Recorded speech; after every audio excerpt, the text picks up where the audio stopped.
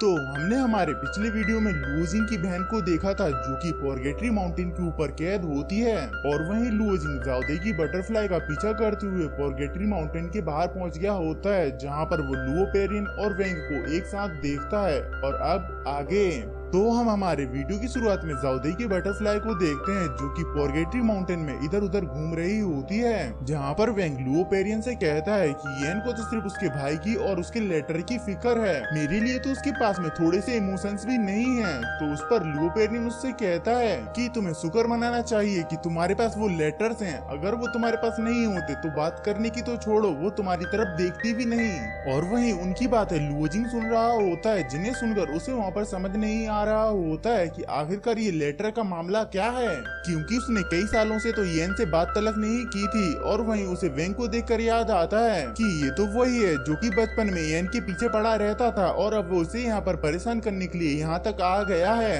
और फिर वो दोनों जन वहाँ पर फिर से येन के बारे में बातें करने लगते हैं, लेकिन लुओजिंग से अब वहाँ पर और भी नहीं सुना जाता है, इसीलिए वो उनके सामने आ जाता है और वहाँ पर अपनी पावर्स को रिलीज करता है। और वहीं पर वेंग लुओजिंग को देखकर हैरान हो जाता है और उससे कहता है कि आखिरकार तुम यहाँ पर कैसे।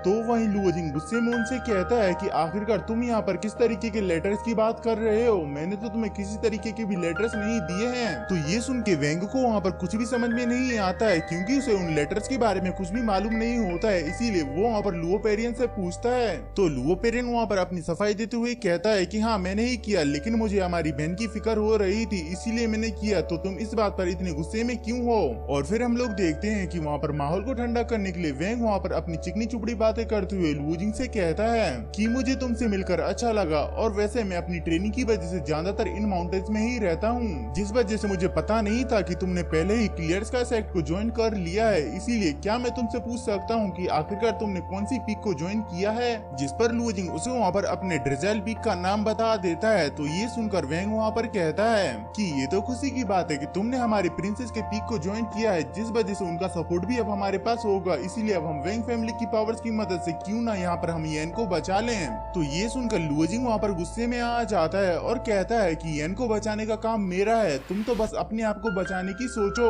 जिस पर वेंग वहाँ पर अपनी सफाई देते हुए कहता है कि मुझे उन लेटर्स के बारे में कुछ भी नहीं पता है, मैं तो बस यहाँ पर येन को तुम्हारे बारे में सोचता हुआ देख करके उदास नहीं देख सकता हूँ, इसीलिए मैंने यहाँ पर लेटर्स को डिलीवर करना शुरू किया, मुझे लगता है कि तुम इस बात को समझोगे। तो उसकी इन चिकनी चुपड़ी बातों को सुनकर लुओजिंग को वहाँ पर दाल में कुछ काला लगता है कि आखिरकार ये एक इनर डिसाइपल होने के बावजूद भी उसके साथ इतना पोलाइट होकर बातें क्यों कर रहा है। लेकिन तभी वहाँ पर वेंग मुद्दे की बात पर आते हुए कहता है कि मैं बचपन से तुम्हारी बहन को पसंद करता हूँ, जिस वजह से हम फ्यूचर में शादी करेंगे, इस वजह से तुम मेरी ब्रदर इन लॉ हुए। तो ये सुनकर के लुओजिंग वहाँ पर सब समझ जाता है, इसीलिए वो वहाँ पर उसे साफ साफ मना कर देता है और उससे कहता है कि मेरी बहन हमेशा से तुम्हें पसंद नहीं करती थी, जिसकी वजह से तुम उसके लिए वर्दी नहीं हो, इसीलिए तुम बस उसे यहाँ पर घूरते ही रहो। तो वहीं लुओपेरियन बीच में कहता है कि तुम्हें पता है कि तुम किससे बात कर रहे हो, ये वेंग फैमिली का एक लौता सन है और इसके अलावा हॉल मास्टर का डायरेक्ट डिसाइपल भी है, जिसकी वजह से तुम इसे यहाँ पर अनवर्दी कैसे कह सकते हो। तो लुओजिंग उससे कहता है कि येन मेरी बहन है और मैं तुम्हारी तरह नहीं हूँ जो पावर और इन्फ्लुएंस के चक्कर में किसी को भी अपनी बहन दे दूं। तो ये सुनकर लुओपेरियन गुस्से में कहता है कि तुम बिल्कुल ही अपने फादर की तरह जिद्दी हो, और उसके बाद वो वेंग से कहता है कि ये हमारा फैमिली मैटर है, इसलिए आप इससे दूर रहिएगा। तो ये सुनकर के वेंग वहाँ पर एक घर की छत के ऊपर जाकर बैठ जाता है ताकि नीचे जो कुछ भी होने वाला है वो उसे बड़ी आसानी से देख सके। और वहीं नीचे लुओपेरियन कहता है कि चलो आज वो दिन आ ही गया जब मैं लुओ क्लैन के गद्दार को मारूंगा, और इसी के साथ ही मैं इस चीज को भी क्लियर करूंगा कि आज तुम्हें यहाँ पर एक दर्दनाक मौत मिले। और ये कहते हुए वो वहाँ पर अपने ब्लड डिटेंशन मूव का यूज करते हुए लुओजिंग के ऊपर अटैक कर देता है, जिसकी वजह से वहाँ पर कई सारे स्प्रिट हैंड्स लुओजिंग के ऊपर अटैक कर देते हैं। और फिर बिना देर किए लुओपेरियन भी वहाँ पर अपनी सभी स्प्रिट पावर्स को अपने पंच में इकट्ठा करके उसके ऊपर अटैक कर देता है, जिससे कि लुओजिंग वहाँ पर डॉज करके बच जाता है। और वहीं ऊपर से वेंग ये सब कुछ बड़े मजे लेकर देख रहा होता है कि तभी वहाँ पर लुओपेरियन कहता है कि आज तो मैं तुम्हें तुम्हारे फादर के पास भेज कर ही रहूंगा। और ये कहकर वो वहाँ पर अपनी सभी पावर्स को इकट्ठा करते हुए वहाँ पर लुओजिंग के ऊपर पंच से अटैक कर देता है, जिसके इम्पैक्ट की वजह से लुओजिंग लुओजिंग वहाँ पर पीछे खिसक जाता है, लेकिन उससे भी उसे वहाँ पर एक खरोंच तलक नहीं आई हुई होती है, जिसे देखकर लुओ पेरिन वहाँ पर सोचता है कि मेरे इतने पावरफुल अटैक करने के बावजूद भी इसे कुछ भी नहीं हुआ, बल्कि इसे अभी तक तो यहाँ पर मर जाना चाहिए था। और वहीं लुओजिंग भी उसे वहाँ पर चैलेंज करते हुए कहता है कि अभी कुछ देर पहले तो तुमने कहा था कि तुम मुझे एक दर्दनाक मौत दोगे, तो आओ, खड़ा हूँ मैं यहाँ पर तुम्हारे सामने।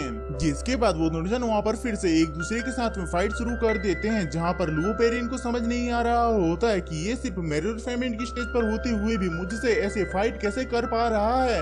और फिर वहाँ पर हमारा लुओजिंग कहता है कि तुम यहाँ पर बहुत ज्यादा स्लो हो, और ये कहकर वो वहाँ पर लुओ पेरिन को जमीन पर लाकर पटक देता है। और फिर वो उसे वहाँ पर धोते हुए कहता है कि तुमने मुझसे पहले कहा था कि मैं बहुत ज्यादा ही वीक हूँ, जिस वजह से मैं किसी को भी प्रोटेक्ट नहीं कर सकता हूँ, तो अब बताओ तुम्हारा इस बारे में क्या कहना है। और ये कहने के साथ ही में वो उसका मुंह पकड़ के उसे जमीन में धसा देता है और उसे एक किक मारकर हवा में भेज देता है।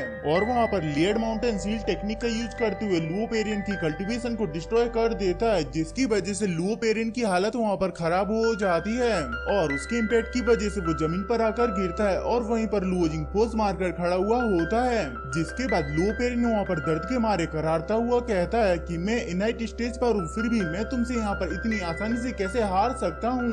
तो लुओजिंग उसे वहाँ पर बताता है कि सिर्फ पिल्स की मदद से कल्टीवेशन करना बिल्कुल ही बेफिजूल होता है, और तुमने तो सब कुछ सिर्फ उनकी ही मदद से किया है, तो तुम एक ग्रेट कल्टीवेटर कैसे बन सकते हो।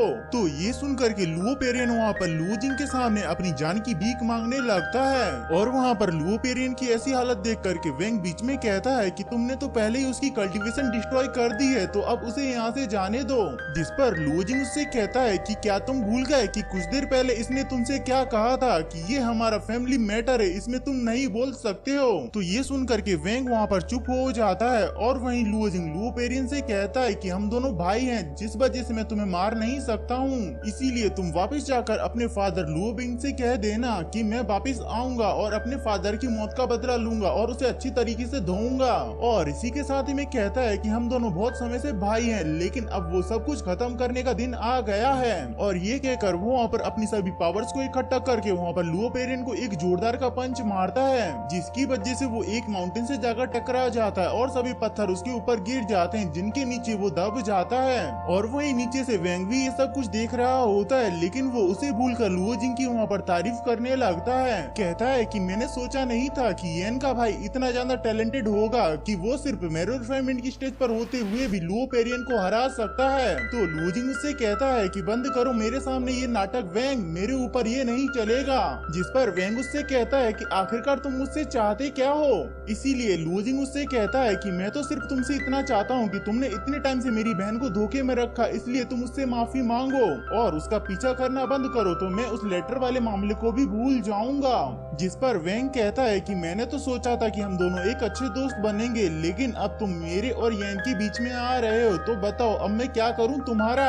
तो लुओजिंग वहाँ पर गुस्से में आ जाता है, लेकिन वो किसी तरीके से खुद को संभाल लेता है। जिस पर वेंग उससे कहता है कि येन ने इंपीरियल सिटी की एक पावरफुल फैमिली को ऑफेंड कर दिया है, जिनके सामने तुम कुछ भी नहीं हो, और यहाँ पर सिर्फ कुछ लोग ही ऐसे हैं जो कि येन को पोर्गेटरी माउंटेन से बाहर निकाल सकते हैं, जिनमें से कि एक मैं हूँ। तो लुओजिंग उससे कहता है कि येन मेरी बहन है, इसलिए उसे मैं अकेले ही बचा लूंगा, जिसके लिए मुझे तुम जैसे किसी बाहर वाले की जरूरत नहीं है। जिस पर वेंग उससे कहता है कि तुम सिर्फ येन के भाई हो, जिस वजह से तुम मेरे सामने यहाँ पर बातें कर पा रहे हो, वरना तुम मेरे सामने चींटी से बढ़ के कुछ नहीं।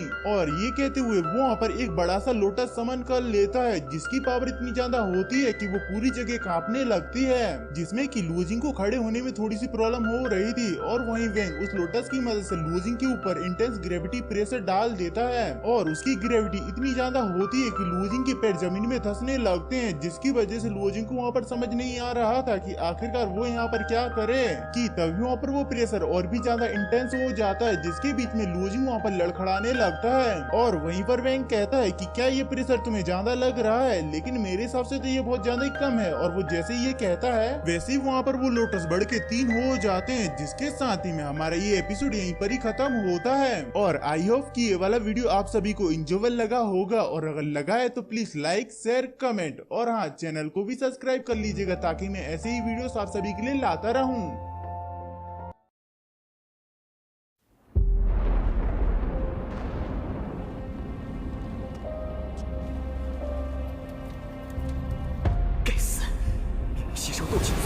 之前，却为什么无法凝聚于体内？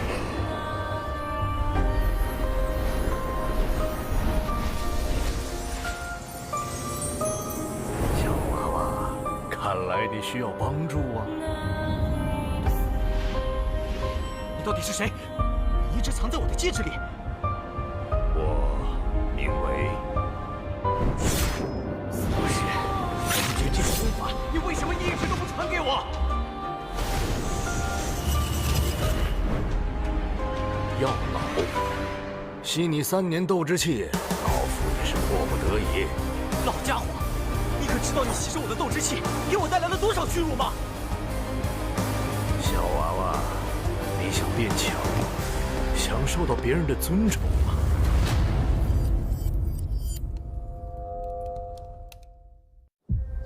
是时候前去迦南学院了。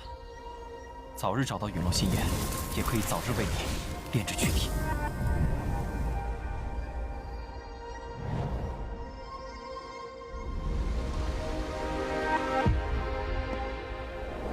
我知道萧炎哥哥一定会来的。黄阶2班，萧炎。从今天起，你的麻烦将会络绎不绝。只要有实力，猎物与猎人的位置随时都能调换。我希望我们这支新生势力能像磐石一样屹立在内院强者之列。陨落心炎的本体。还忘了告诉你，那个什么强榜第1名就是我。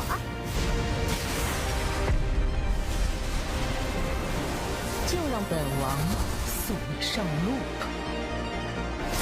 挑战你，只是萧炎哥哥说想看见我耀眼的一面。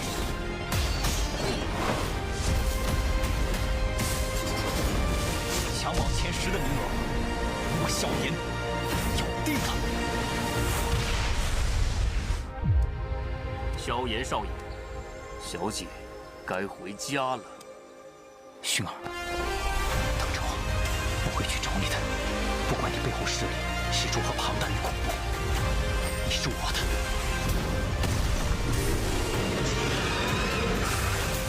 守住，千万不能让火蟒突破，否则整个迦南学院将毁于一旦。大长老，那就别怪韩某出手硬抢了。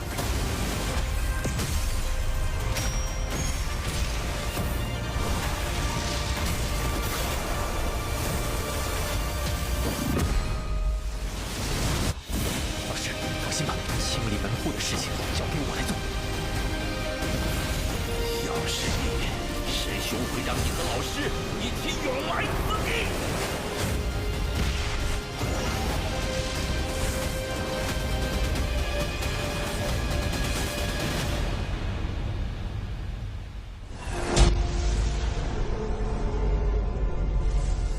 想不到，猎人成了猎物，却是没能杀了那韩放。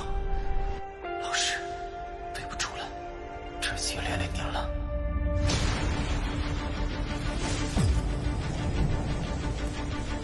离开吧，弱者没有资格拥有的。是这样的话，就乖乖交出火能，否则一会儿你们就只能爬着进内院了。该死的！到底是什么鬼东西？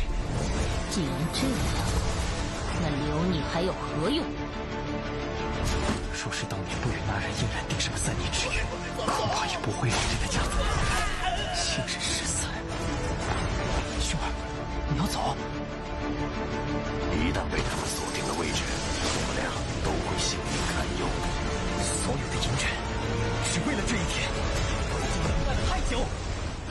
今天若是你能够安然无恙地走下擂台，萧炎从此不再踏进迦南学院半步。他迟早会发现的。既然如此，就给他一个惊喜吧。今天我不会让你们两人彻底的闭上嘴。就算他还活着，你们之间也绝不可能。